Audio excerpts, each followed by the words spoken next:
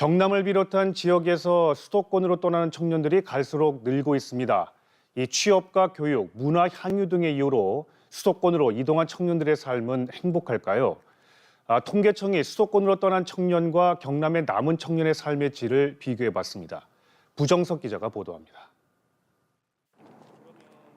25살의 김고은 씨. 5년 전 대학에 진학하면서 통영을 떠나 서울 생활을 시작했습니다. 서울 생활에서 가장 힘들었던 건 생활비. 공부를 하면서도 가외 등 아르바이트를 한 번도 쉬지 않았습니다. 주거비라든지 다양한 점에서 제가 스스로 감당해야 될 점들도 많아서 그런 것들은 비교적 부담인 것 같아요. 고은 씨는 지난 8월 대학을 졸업하고 다양한 분야의 일자리를 알아보며 취업을 준비하고 있습니다. 아르바이트 출퇴근도 생활비도 지역에 비해 힘들지만 서울 생활을 계속할 생각입니다. 제가 서울에서 와서 새롭게 맺은 인연들이 많다 보니까 서울이 아예 낯선 곳도 아니게 돼서 여기서 새롭게 생긴 인간관계라든가 그런 거를 이어나갈 수도 있고 해서. 26살의 이은지 씨. 창원에서 대학을 졸업해 올해 6월 인턴으로 취업했습니다. 홍보 관련 전공을 살릴 수 있는 일자리를 알아봤지만 창원을 비롯한 경남에서는 하늘의 별따기였습니다. 서울은 올라오는 공고도 되게 다양하고 다양한 분야에서 해주니까 사람들이 여기다 해보고 싶었는데 넣어야지 해가지고 또 많이 넣어볼 수는 있잖아요. 저희 지방에서는 그 다양성이 조금 부족하지 않나 싶어서.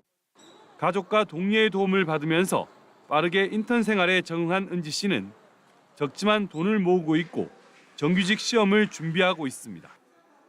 서울로 올라가지 못했지만 지역에서 대학을 나와 직장을 선택한 것에 후회는 없다고 말합니다. 지인들이 주변에 있고 그다음에 금전적인 것도 서울에는 들어가는 비용이 많으니까 그거에 관해서도 좀 더 좋지 않나. 동남통계청이 수도권으로 떠난 청년과 경남을 포함한 동남권에 남은 청년의 삶의 질을 비교해봤습니다. 우선 삶의 행복감은 동남권에 남은 청년이 6.89점으로 수도권으로 떠난 청년에 비해 0.37점 높았습니다.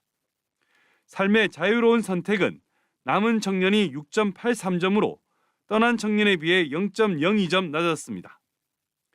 연간 소득은 떠난 청년이 2,900여만 원으로 남은 청년에 비해 1,000여만 원 높았습니다.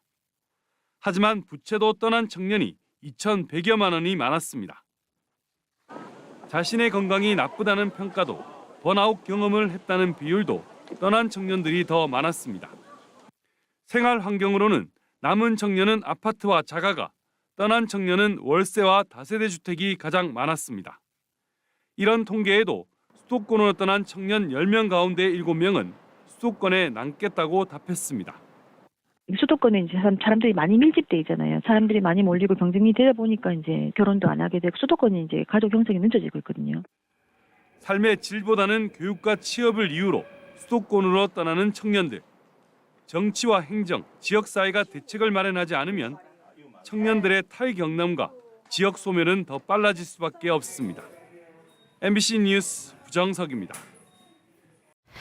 MBC 경남의 연중기획보도 지방소멸 상생보고서 시간입니다. 지난 10년간 경남에서는 해마다 평균 13만여 명의 청년들이 다른 지역으로 떠나고 있습니다. 청년들은 왜 경남을 떠나고 있을까요? 경남의 대표 도시인 창원과 진주 두 도시의 빅데이터를 통해 그 이유와 대안은 뭔지 분석해봤습니다. 부정석 기자입니다. 2020년 기준 20세부터 35세까지 창원시의 청년은 12만 8천여 명. 5년 전에 비해 2만 명 가까이 줄었습니다.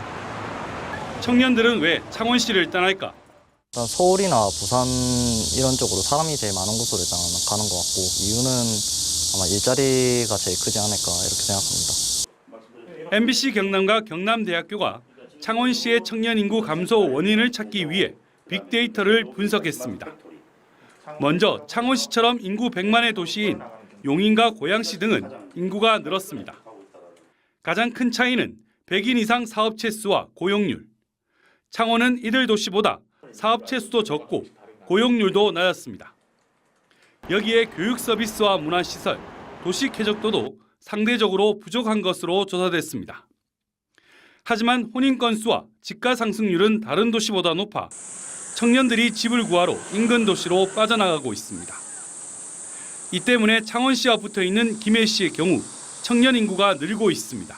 대도시보다는 차량도 많지 않고 아이들이 놀 수 있는 공원도 많고 또 자연을 접할 수 있다는 게 가장 좋은 점인 것 같아요. 비슷한 모델로 양산시도 부산에서 빠져나온 젊은 부부들로 도시 규모가 커지고 있습니다. 산업형 도시로 가기 위해서는 양질의 일자리 창출이 굉장히 시급하고 또는 주거형 도시로 저희가 창원시가 전환을 한다고 한다면 주거 만족도를 높이기 위한 그런 인프라들이 진주시도 빅데이터로 분석해봤습니다. 청년 인구가 줄고 있는 진주시는 창원시와는 전혀 달랐습니다.